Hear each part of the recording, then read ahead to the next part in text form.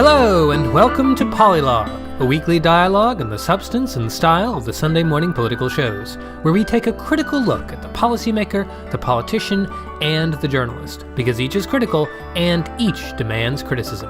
I'm Brendan Steidel-Soto, your co-host and communications specialist in government, technology, and healthcare. And I'm Naomi Soto-Steidel, your other co-host and health policy professional based in California. Our goal for Polilogue is to look at all sides of the Sunday morning political shows. We discuss guest performances, the style and quality of questions by the hosts, and the overall usefulness of round-table discussions. Polilogue is our attempt to find, praise, and demand constructive political dialogue. Today is Sunday, May 19th, and on today's agenda we are talking about, well, we have quite a few highlights and lowlights, interesting moments, but mostly we're talking about abortion.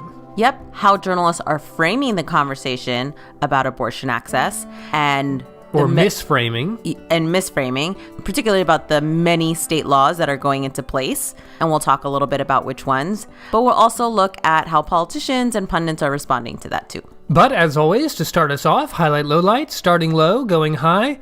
Naomi, what's your lowlight this week? So one of our lowlights is just this week. This week on ABC, today was boring. The show this week.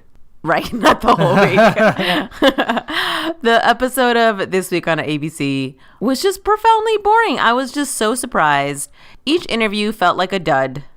And I was even surprised that in the interview that George Stephanopoulos had with Governor Hickenlooper, the former governor of Colorado who's going for president, Hickenlooper had this big program in Colorado where he expanded access to LARC, which are long-acting reversible contraception. And there wasn't even any talk about the success of that program, if that's a better alternative than what we're seeing in some conservative states. There was just, everything fell flat. Well, yeah, and there was no energy to the interview with Seth Moulton, no energy to the interview with Tulsi Gabbard, from the candidates who are running for president. And then on top of that, there was this, like you said, just someone sucked all the energy out of the conversation with Petraeus that took place. Now, this was with retired General David Petraeus. He was interviewed from his home, I guess, on tape by Martha Raddatz, and it was absolutely the most boring thing ever. But they're talking about important things. They're talking about Iran mostly. But there was they could have cut away from his interview to some other B-roll or different shots of things or cut it up into different parts. It was just really flat, really boring. And you know what? The shows, in order to engage people, to get them interested, to get them focused, they need to be not boring. Not boring. It's the goal to strive for. Brendan, do you have a lowlight? Yeah, I have a lowlight, and it was kind of a missed opportunity by Jake Tapper in his interview with Senator Mitt Romney, Republican from Utah, former presidential contender. And they were talking about a really interesting piece of news that came out just over the weekend. And that was that Representative Jordan Amash, he's a Republican from Michigan, actually stepped forwards and said he thought President Trump should be impeached. He just finished reading the Mueller report and going over things with his staff and came to this judgment. And it's a really important thing. It actually makes the call for impeachment now bipartisan, and Mitt Romney was asked about it. Take a listen to this conversation, and then we'll let you know what we thought of it. So you disagree with the call for impeachment? You don't think this necessarily rises to the level of impeachable offenses? So you don't think that there's evidence, and there's sufficient evidence that the president obstructed justice? I just don't think that there is the full element that you'd need to prove an obstruction of justice case. I don't think a prosecutor would actually look at this and say, okay, we have here all the elements that would get this to a conviction. So, everyone reaches their own conclusion. As I read the report, I was troubled by it, was very disappointing for a number of reasons. But it did not suggest to me that this was time to call for impeachment. Do you think it's evidence that the president has disgraced the office of the presidency? Well, I think a number of the things that were done were really, really troubling and unfortunate and distressing. Clearly, the number of times that there were items of dishonesty, misleading the American public and the media, those are things that really you would not want to see from the highest office in the land. So here's where the missed opportunity was, in my estimation.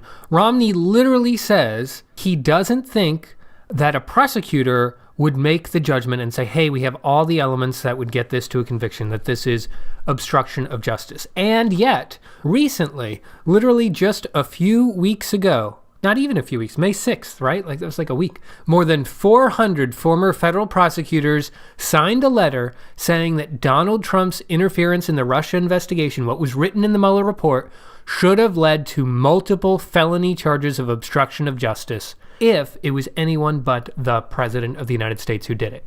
So literally, Jake Tapper, I mean, that was big news like a week or so ago. Jake Tapper could have said, wait, you say a prosecutor wouldn't reach that conclusion? Well, 400 have.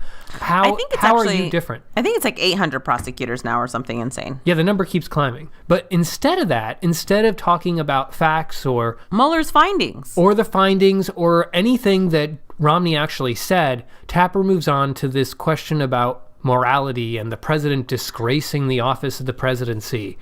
And it's just like, why are you doing that? Why aren't you centering this on law, on facts, on the reality of the case? Instead, he's asking these kind of soft questions. They're just purely subjective questions. Yes, subjective questions. That's a great way to frame it. When we're talking about legal implications. And he's a freaking senator. Come on.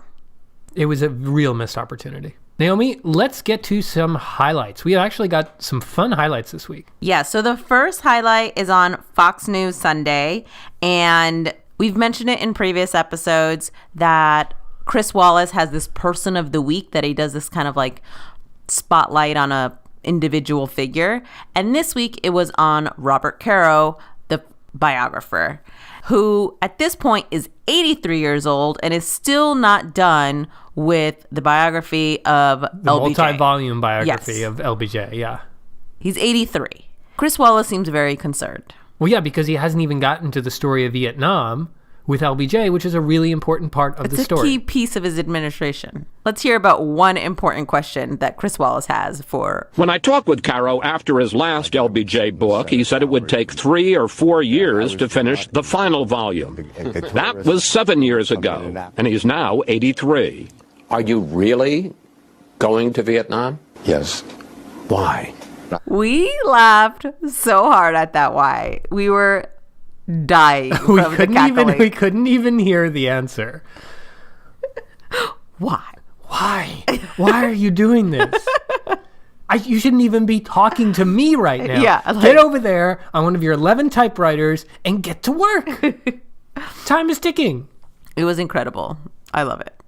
Brendan, what's another highlight that we noticed? So in this other highlight, which is also from Fox News Sunday, Chris Wallace is in conversation with Senator Pat Toomey. He's a Republican from Pennsylvania, and he's asking him about Iran. And just take a listen to this question. It's quite comical. Okay, let's one last subject I want to talk to you about, and that's Iran. Over the last week, the president has taken a number of measures. He's ordered a carrier strike group to the Persian Gulf. We're sending long-range bombers there. The Pentagon at least considered a proposal to send 120,000 U.S. troops to the Middle East. Really, two questions. One, do you understand what's going on with U.S. policy in Iran? And how do you feel about, as you do, if you do understand it, what the president's policy is? So basically his question is, do you understand what our policy is? And if you know, can you tell us what it is? Like, we don't know.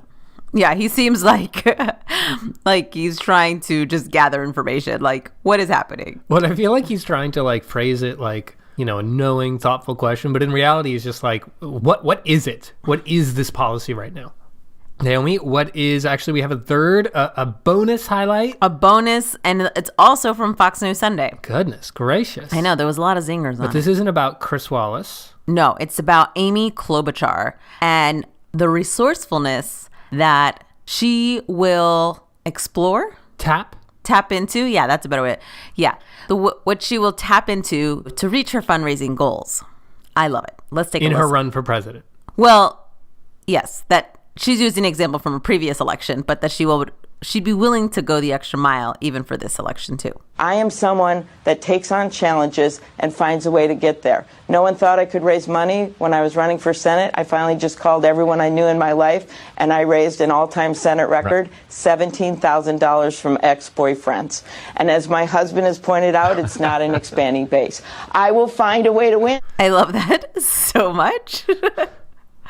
Because Amy Klobuchar is, I think, 8th or 9th in the polls for 24 plus candidates that we 24 candidates. She's proud to be in the top 10. She's very proud. But I just love this that she got $17,000 from ex-boyfriends. I have a lot of politically ambitious girlfriends in California and some other places too, but especially in California.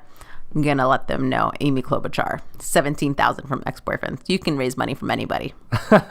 Okay, well, that takes us to the big topic, and in particular, so we're going to be talking about abortion. We're going to divide it into two sections. First, we're going to talk about how the journalists covered it. Then we're going to talk about the commentary on it from both the guests and the panel. Before we start, should we give a quick recap of some abortion news that happened this week? Yes, indeed. So there has been 6, I think almost 8 states now with the recent addition of Missouri who have passed extremely restrictive abortion bills.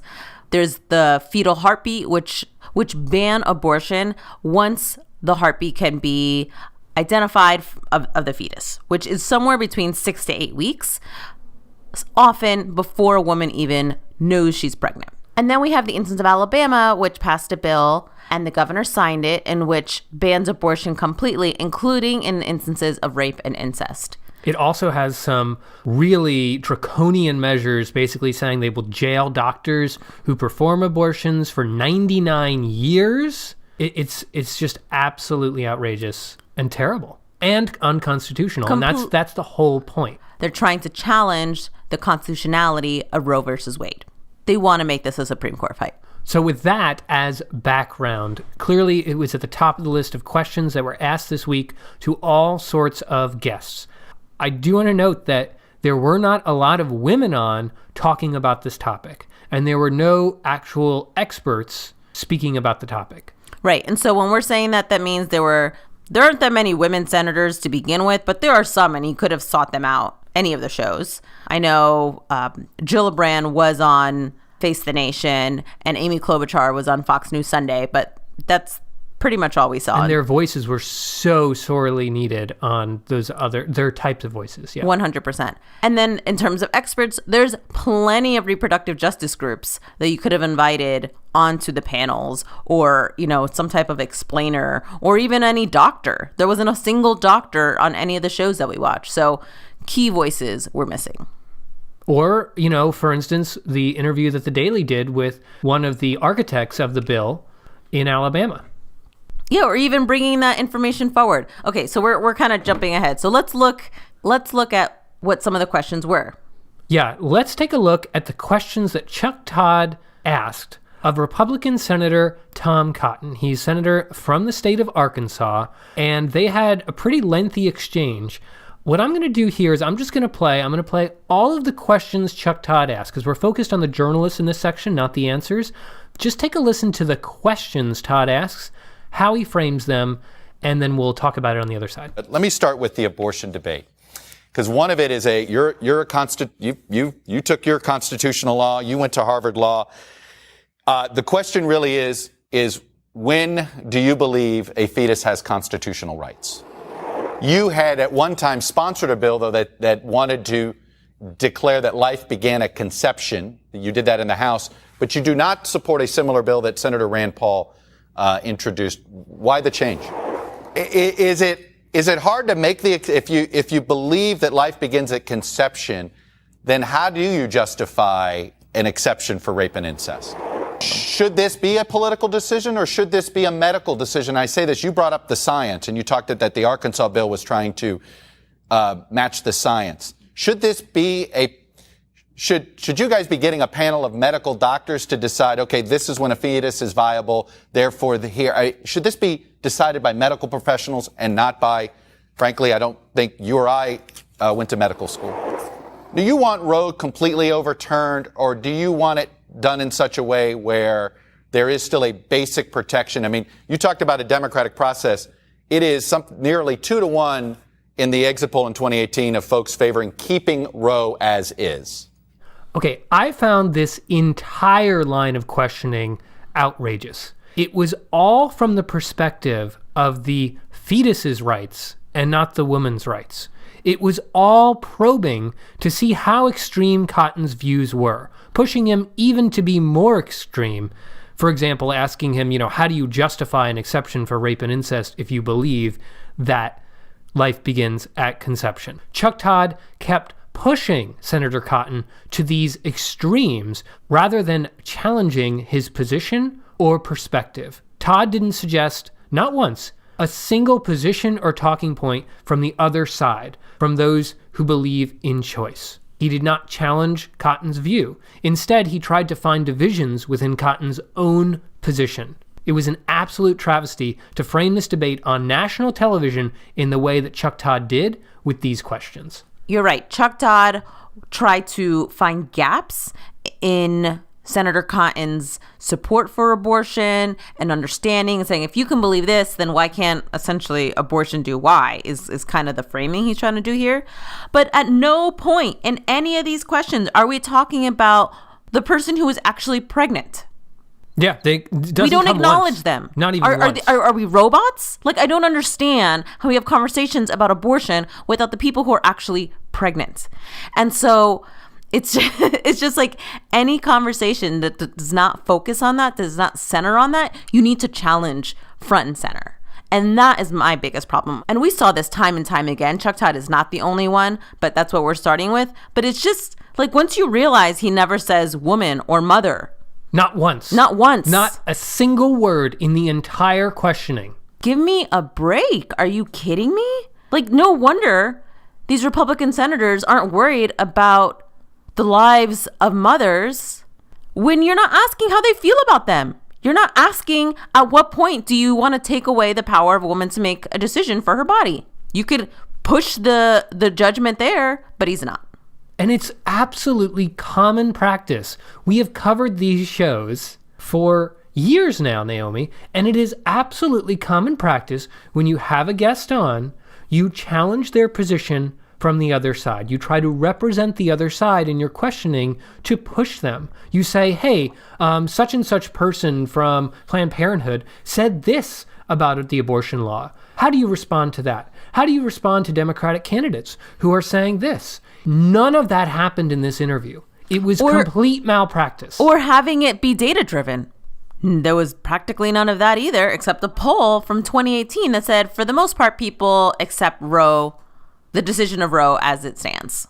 You could talk about when most abortions actually take place, which are much earlier in a pregnancy. Or that most of them are by women who have already had children. No data, no perspective of women or the people that are pregnant. Ugh. Or the other side. Right.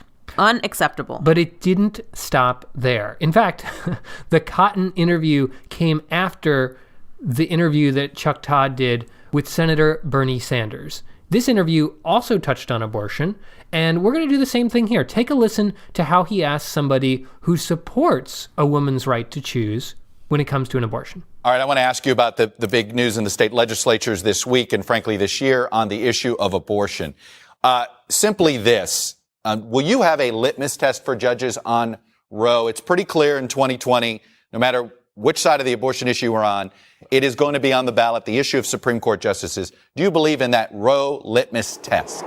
Is there any what are the do you believe there should be any restrictions on abortion in law? Are you at all concerned, though, about this idea that people may try to worry about the sex of a child or essentially look at that? I mean, that's a concern. And so are those type of restrictions on abortion something you're open to? I mean, we're not even done here, but I've got to pause it there. Listen to his phrasing there. Is that something you're open to? As if he's a car salesman trying to sell him a car. Oh, are you open to these nice windshield wipers or new rims? Is that something you're open to? Like a salesman. And listen to this exchange, the way that Todd tries to push the conversation to get Bernie to engage with an absolute hypothetical. Are those type of restrictions on abortion something you're open to? Well, I wouldn't use it a restriction on that. That's an issue that society has got to deal with, and it is of concern. How would you deal with that in the law? I don't know how at this particular point I would deal with it, but that is an issue that we really have got to deal with. All right, I want to move to some foreign policy. That was it. That was the whole exchange. On abortion.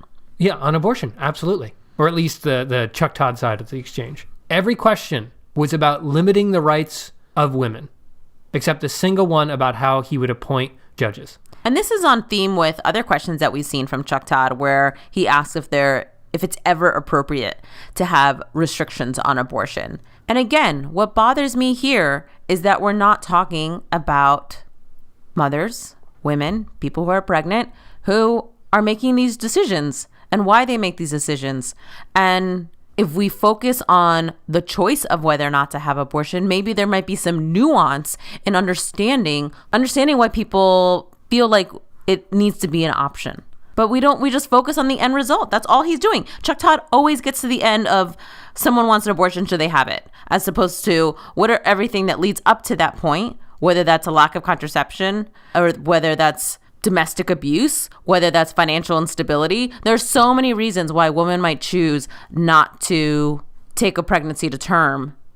And none of that is part of the conversation. The only thing is the end result, which, of course, it's just men uncomfortable with the realities of pregnancy, which women understand a lot more clearly. And that's why, again, you have to trust women to make their own decisions about their body. Well, an abortion isn't a single point in time either, right? It's not just about what comes before, but what comes after. Either what comes after an abortion that wasn't legal, that could lead to, women getting sick or dying from, botched unsafe abortions, or what happens to a woman who wanted to seek an abortion, couldn't, had to take the baby to term, and then what happens to that baby? Where are they in the foster system? Are there support systems in places like Alabama or the South or whatever?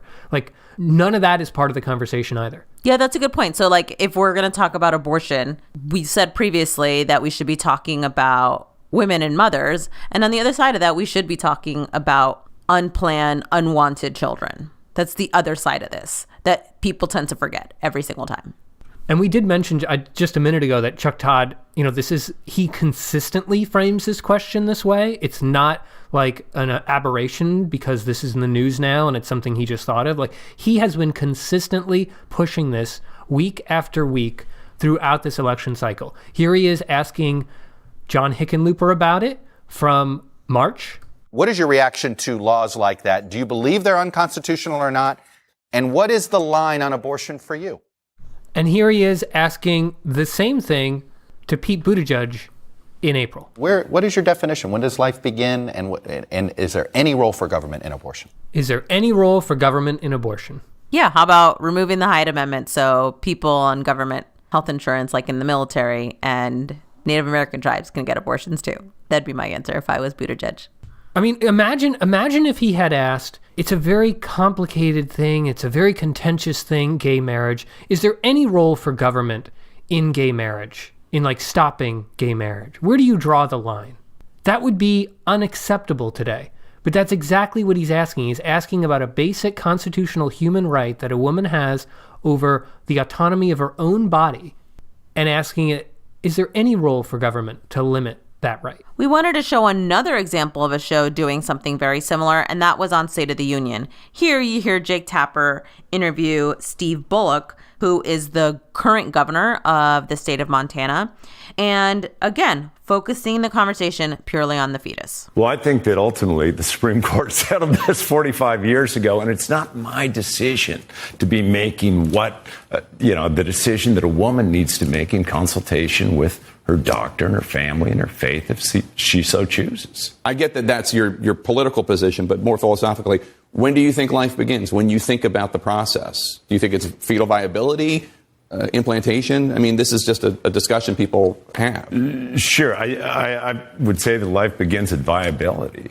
But either way, it's not up to people like me to be making these decisions. And I think that's the greater point. And it's not what I think. It's that what does an individual woman need to do with her body and with her health care? And those aren't decisions that I should be making. So here we have the actual answers. And so I really appreciated Governor Bullock bringing it back, the attention to the woman time and time again in his answers. He mentions that he has no role if and how a woman makes this decision, that it's up to her family, her doctor, and her faith. And, I think those were really strong answers. But to zero in on Jake Tapper's question, it is so insulting. Let's repeat it, yeah? So Bullock says, again, a woman needs to make this with her own people. I have no role in it. Tapper says, I get that that's your political position, but more philosophically, when do you think life begins? When you think about the process? Do you think it's fetal viability, implantation? I mean, this is just a discussion people have. The idea that this is just the convenient political whims to say for an abortion question is just outrageous. Like, it could be philosophically, to your bones, you think that every person should be able to make the decision that they want for their own bodies. It doesn't just have to be the political easy answer. It could be something that seems true to your bones. And the idea that Jake Tapper just kind of dismisses it outright it's just outrageous. It just reminds me of like two dudes sitting around. They're about 20 years old. They're in college. It's like late at night. And they're like, well, philosophically, when does this begin? What should we do? What kind of laws should we make about these women and restricting their rights? Where should we draw the line? Like, it's so, I just want to say it's kind of bro-y. It's like full of male privilege to be having this conversation, to throw away the politics of human rights, which is what we're talking about when it comes to women, and say, but philosophically, like, what about when does life begin? Like, can you imagine Tapper saying this to a woman? I can't. But he thinks it's okay to say because he's talking to a man. Oh, absolutely. He would not have phrased it this way. Absolutely not. But there was one example I thought, and believe it or not, it is one example that I thought got it right, and that was Chris Wallace on Fox News Sunday. He interviewed Senator Amy Klobuchar. She is running for president, as we mentioned earlier. And now he is asking her, a difficult question, but look at how he frames it. He doesn't frame it as, where does life begin? Where do you draw this line? Blah, blah, blah. He actually uses data and information and presents an argument from the other side and asks her to comment on it, like a journalist would normally do on almost any other issue. But, Senator, pro-life advocates are pushing back. There's a group called Restoration PAC, and they are now running an ad on Facebook that we're showing right now, showing what it calls the party of death. 6 Democratic senators running for president, including you, who have opposed restrictions in the later stages of pregnancy. You talk about the extreme, as you call it, on one side. Let me make the case, and you can answer it, on the other side, because folks say that one of the concerns is that a number of Democratic senators are not willing to see restrictions on late-term abortions after 24 weeks as we enter the third trimester. Now, that's only 1% of all abortions in the country, but even 1% is 6,000 abortions after 24 weeks. When a fetus might well be viable. Are you okay with that? I'm okay with the law, Chris. And what the law says is that in that third trimester, it is allowed to protect the health and the life of the mother. But that's not what the president said, Chris. The president misled the American public. What he said at a rally was basically a doctor would be holding a baby and kill that baby. That's illegal under the law. That is already a crime. I know this. I'm a former prosecutor. Forgive me, Senator. That is a crime. No, I think. Are you okay? No, but let me ask you. I understand the argument against infanticide, and that's an overstatement. What I'm asking you is, are you okay with abortions after 24 weeks? To protect the life and the health of the mother. That is exactly what the Supreme Court ruling says, and I am okay with that. But I just think it's really important, Chris, for your Fox viewers to know, because there's so much misinformation out there, that what these laws do is extreme. So here's Wallace presenting the other side, but saying, here, let me make the case and you can answer it. I'm going to tell you what they say, and here's some information. And even in doing that, he admits, hey, that's only 1% of all abortions in the country. Because a lot of people who are pro-life like to exaggerate and say that, all these abortions are taking place. They're all late-term abortions. So here he is admitting, no, that's only 1%. But here's the actual number. It's based in fact. He even goes on when she pushes back against what the claim the president made, he admits that that's an overstatement. So I think this is how the interviews should have been framed. They should have used data, facts, information. They should have explicitly presented each party who is being interviewed with the other side's perspective and asked them to comment on it and push them on it. But somehow all that went out the window with Jake Tapper and in particular, Chuck Todd. Like, it's 2019. How do you miss the mark this much? That's the part that I don't understand with how poorly the journalist did here. And I kept thinking, like, the people who work there, the producers, the people who are putting this together, like, did they look at those questions and think, okay, we got it? You don't got it. Like, that's not how it's supposed to be. Yeah, so we haven't been watching Face the Nation the last few weeks because we're trying this experiment and including Fox News Sunday instead. But I'm really curious as to how the conversation went on Face the Nation with Gillibrand, where the host is a woman, Margaret Brennan, and the executive producer is also a woman, Mary Hager. Like, if there aren't women around you telling you the way you're talking about this is freaking dumb and inaccurate and disrespectful, like, get some women in the room. Yeah, somebody should have said, hey, you didn't mention a woman in your question, in all your questions, your 8 questions that you did to Tom Cotton on this topic. Not once. Do better. It's unacceptable. So we should also look as to what the commentary is. We listened to a little bit from Governor Bullock and also Senator Klobuchar, but there was plenty of other people, both in interviews and in panel discussions, who were saying some outrageous things about abortion. Some people were really getting it right, but kind of just a breadth of reactions. So the first one we want to play is from this week. This week's panel had on Yvette Simpson. She is the CEO of Democracy for America, and she brought the topic straight back to where it should have been all along. The reality is that women have full control in making a decision about if and when they have children, and they should be making that decision in the privacy of their doctor's office in their homes. All of these heartbeat bills are complicating. Legislation has already been settled, right? I mean, most women have been respecting the rules as they have been and are fine with it. And I don't know why we're having this conversation again. What it's doing is, look, it's not about life, it's not about birth, it's about control. Controlling women, their freedom, and their bodies, and everyone can see it. That was so well said. It's not about life. It's not about birth. It's about control. And if these men are comfortable saying we're willing to control women's bodies for the sake of the fetus they carry, then freaking say that. But if you're not, then don't act like you're doing anyone any favors. And another thing that we mentioned briefly before was just the poor use of data, or there wasn't any data to begin with. And on Meet the Press, we see Heidi Przybyla, and she talks about how we need to be looking at data more closely, in particular of infants and women. Chuck, I think there's a broader framing here, opportunity for Democrats about what is pro-life, what is pro-mama, what is pro-baby, because these same states that are passing these strict abortion laws also have some of the country's highest infant and maternal mortality rates. Yeah, I think that's a really, really important framing, because it shouldn't be surprising that these states are ignoring the welfare of women in all these other ways when you have bills like this and conversations like the one that we heard from Chuck Todd, where women are being written out of the debate altogether. Yeah, unacceptable. I would also include, like we mentioned, the status and quality of life of the foster care children in that state,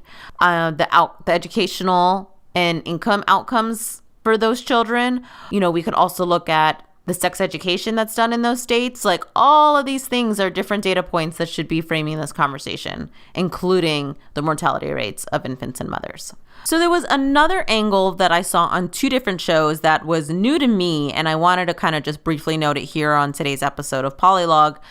And that's kind of this argument of the technology in medicine is increasing rapidly, and that needs to kind of influence or frame how we think about abortion in this country. First, on Meet the Press, Senator Tom Cotton brings up this conversation around new technology. The question really is is when do you believe a fetus has constitutional rights?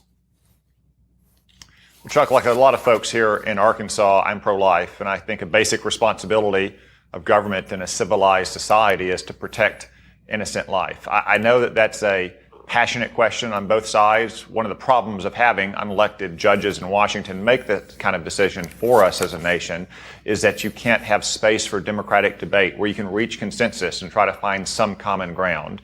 I think that's unfortunate, but I think that what I'm most proud of here in Arkansas is that we have recognized that the frontiers of medical science are being pushed back.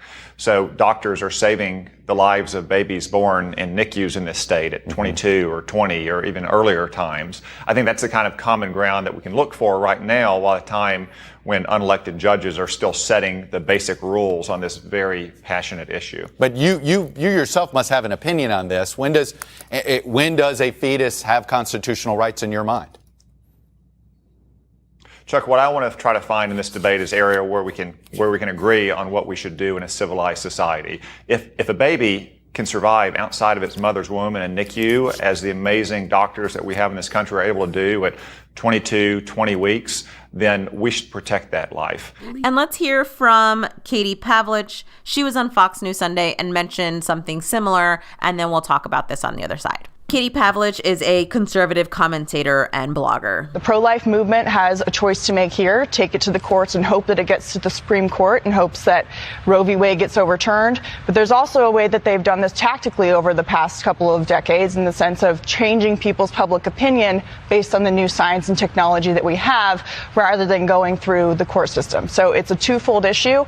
It's always a hot topic. Okay, so here we hear Cotton and Pavlich essentially making the broader claim that as technology and medicine changes, it should influence or change our expectations and assumption of abortion. That if a fetus can survive outside the womb much earlier than they could just 10, 15, 20 years ago, with super expensive medical technology, with extremely expensive technology, then that life should be protected. And what they're doing, well, we have to kind of like take off our goggles to see what they're doing, is that they're trying to chip away at the assumptions of abortion, where if it's about viability and the viability is earlier, then we should be protecting it at 20 weeks, as opposed to the decision is most personal, most relevant, and most appropriate for the person who is pregnant, plain and simple, then we would never ever have to accept this whole argument around technology. But that's not what they're doing here. They're trying to kind of, hold on to that moderate Republican, essentially, moderate Republican women in the suburbs who are saying like, oh, well, maybe we don't need to have it at this time point, as opposed to being, this is about women and women's choices on what to do with their bodies. Yeah, they're trying to get away from the religious conception side of things and move it to this viability argument. And Chuck Todd is buying it, absolutely. As was the panel on Fox News Sunday, which Katie Pavlich was talking about. So we did want to play one more clip from this week. And that is a conversation between, mostly revolving around Chris Christie and Yvette Simpson. Again, Chris Christie, former Republican governor of New Jersey, now an ABC News commentator and pretty much full-time guest on this week's panel, and Yvette Simpson, CEO of Democracy for America. We also hear the voice of Jonathan Karl in this clip. And take a listen to what Christie says about his position when he was governor in a pretty blue state. But the politics is not nearly that simple. You're trying to make it simple. And you know what's making this complicated? Science is making this complicated.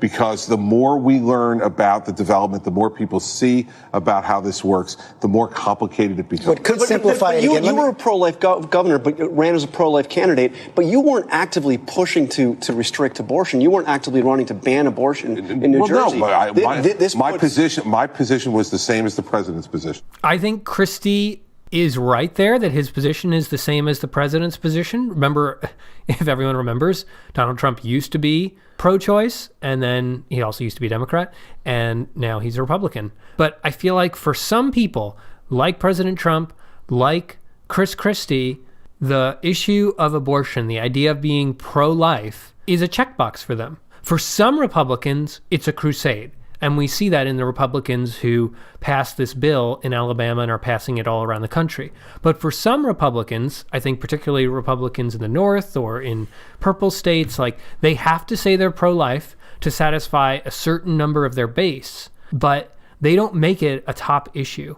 And Chris Christie is just that type of Republican, and he's trying to make the argument here to say, yeah, Americans say they support a woman's right to choose, but they don't really care because they elect Republicans like me. But the fact is, Republicans like him don't really care about being pro-choice, or I'm sorry, pro-life. Right. You could say the same argument for Democrats who say, I'm personally pro-life, but I believe that a woman has a right to do what they want with their own bodies, which is the argument that Biden has said, that Senator Kaine has said, that plenty of Democrats have said. It's the same thing for Republicans, where you might feel a certain way, but that doesn't mean you're actively putting that as part of your political platform or your legislative agenda, right? And I think that's the key difference here is the activism side to your stance. And there's a lot of politicians who would just rather not touch it. And just to kind of close with our last example, this is on Meet the Press on the panel where Rich Lowry, who's the editor of the National Review, kind of makes the case, disturbingly, for the fetal heartbeat bills that are going through right now and what they're trying to accomplish. Rich Lowry, Democrats are going to be running using Pat Robertson in their TV ads, saying it's an extreme law. Yeah, I think any long fuse movement for social and moral reform has to strike a balance between purity and pragmatism. And I think Alabama gets that balance wrong. I think the heartbeat bills in Georgia and other states, though, do perform an important educative function in just driving home how early a fetal heartbeat is detectable. So the pro-life movement, ultimately, since the Supreme Court has basically shut down democratic deliberation on this issue for the time being, has to be about public persuasion. I think those bills help. Alabama doesn't. This is complete and utter BS. The idea that the fetal heartbeat bills are aimed to be a public education service is outrageous. What they're trying to do is to prevent women from the ability to have an abortion before they even know that they're pregnant. And the idea that this is something that you need to restrict abortion access to teach women about what's happening in their bodies is so insulting.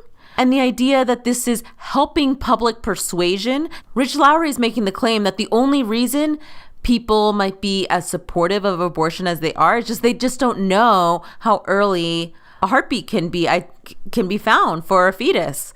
And that's not why people are supportive of abortion. It's because things happen in people's lives. Circumstances may be less than ideal that are not fit for a child.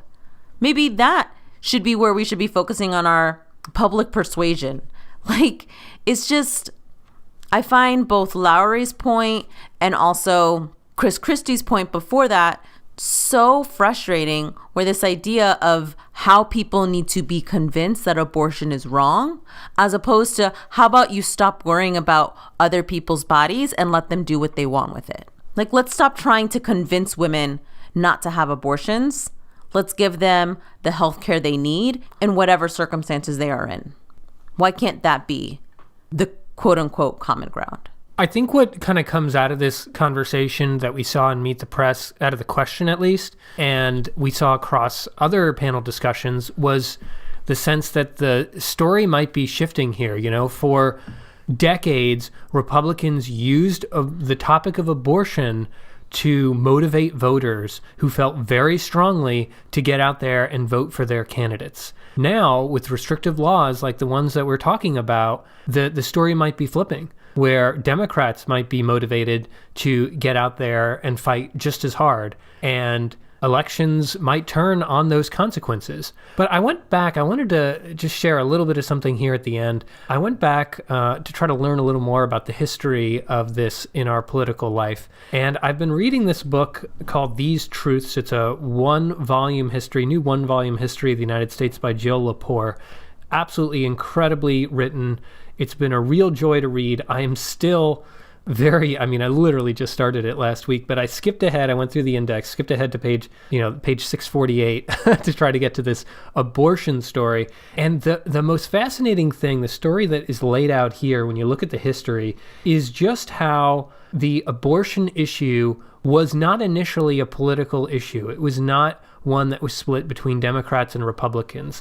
I didn't even know that. I just want to note a little bit of how many big important Republican names in history have been for abortion and women's autonomy. So Barry Goldwater, who famously ran for president as a Republican, he and his wife served on the board of Planned Parenthood of Phoenix. In 1965, former Presidents Eisenhower and Truman, Eisenhower being a Republican, together served as co-chairman of a Planned Parenthood committee. In 1969, Nixon asked Congress to increase federal funding for family planning. And in the House of Representatives, George H.W. Bush, who was then a young Republican congressman, said, quote, "We need to make family planning a household word." There was pressure in the 1960s, late 60s and 70s by doctors and lawyers and clergy members to lift the restrictions on abortion because it was hurting women. These restrictions were hurting women. And about 16 states lifted their restrictions between 1967 and 1970, including California, where who was governor? Reagan. Ronald Reagan was governor and signed it into law as a Republican. In 1970, Nixon signed Title X, which included provisions where doctors on military bases could perform abortions. And Nixon said that year, quote, "No American woman should be denied access to family planning assistance because of her economic condition." And that's just the scratching the surface of the story. Yeah, 100%. The other side of this is that there were plenty of Democrats, especially Catholic Democrats in the Northeast, who were against abortion. When all these states, including California, were passing abortion kind of access laws in the 60s, places like Massachusetts, you still couldn't get an abortion because it was so intensely Catholic. And so there were Democratic states, very, very blue states, that just had a very strong Catholic base that wouldn't pass any abortion bills. And so I think the hesitance, but also the support for abortion was felt on both sides. And it was Reagan trying to win his presidential election that really made it a clear party issue. There were so many times on today's show where people were like, the parties are clearly divided and, they have really filtered, how people feel on one side or the other. Well, that was a real political choice that was made by Ronald Reagan to get the evangelical vote. Like, it's not rocket science.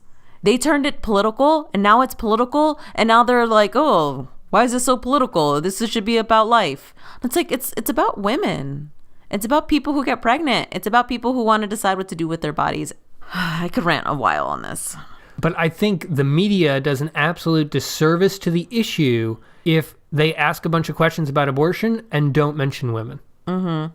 Yeah, the latest episode of What the Health was extremely valuable. If you want to hear an actual good conversation, it's by healthcare journalists, and they talk about the likelihood of whether or not the Alabama bill will even get to the Supreme Court. It also looks at the role of federal courts and appeal courts and whether or not they're going to be willing to look at these bills.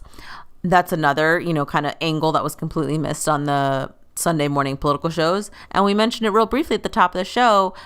The Daily from the New York Times had an excellent episode where it was centered on one of the main legal architects of the Alabama bill. You don't have to wonder why the Alabama bill decided to exclude rape and incest and why 24 white men were completely okay with that. You don't have to wonder. One of the main legal architects is on record talking about the whole point is the constitutionality of Roe versus Wade, and they want to get it to the Supreme Court. And if there's no exceptions, then that's what you're doing. Like, just don't accept these BS framing. Yeah, all these conversations were missed on both sides of the issue. Very, very, very disappointing conversation. And as we noted at the beginning, not enough women, not enough experts invited to talk about the issue. Not enough doctors. Get a freaking doctor. Okay, I think we need to move on to rankings because I'm just going to keep listing all the things. That takes us to show rankings this week, Naomi. Where would you put this week's shows? How about all 10? What do you mean all 10? Like, they all are so bad they're not even allowed to be on the top 4. Well, we're just kind of putting them in order of each other. So, okay, so this week would be number 4 for sure. Yeah, it was just a dud of an episode. Dud. Number 3, I think I would put Meet the Press. Like, Meet the Press, it was so bad. That framing was so unacceptable. I felt it was journalistic malpractice. I would say State of the Union, but I think I was just angrier at Jake Tapper than I was at Chuck Todd, and you felt reversed. Yeah. All right. So Meet the Press. I think it was just so disappointing because Chuck Todd has been doing so well. He never gets it right on abortion. Well, I know. Why are we surprised? I'm just Why saying, are you surprised? I was disappointed that the show is typically ranked high, and they just crashed and burned. That's meant for you. Okay, 3. Why is that an outrageous thing to say? Men never get the conversation right on abortion. It's not that ludicrous of a statement. Okay. 3, Meet the Press, 2, State of the Union, and I guess 1, Fox News Sunday. 1 Fox News Sunday. Even though the panel was garbage, but everything else was fine. Yeah, definitely recommend those other hosts take a look at other ways to frame the conversation. They could begin by just watching the way Chris Wallace did it. Yeah, it begins with shutting your mouth and listening to women. Well, that's it for Polilogue this week and every week. We encourage you to make your dialogue count, and this week we encourage you to stop, listen, shut your mouth and listen to women. There you go. Very simple. Very simple. I'm really impressed you got me to laugh. And before we get to the final closing, we do want to make a few programming notes. We're excited to say that the show is now on Spotify. So if you enjoy listening via Spotify, you can search for Polilogue and you will find us there. We have also just started a YouTube channel. We know that there were a number of people when we went to Politicon last year who said, hey, is your show on YouTube? Are you on YouTube? People under the age of 24. They're all on YouTube. Yes. So you can find us on YouTube. And we have also just begun doing some video highlights from the episode that we're putting on social media, and we're also putting on YouTube. So be sure to check that out. This is kind of cool. It's got some shots from the show and clips, and it's been a lot of fun to put those And you can together. also find that on Insta, which we are now on. So you can find us on Instagram at Polilogue. We're everywhere. You can't miss us.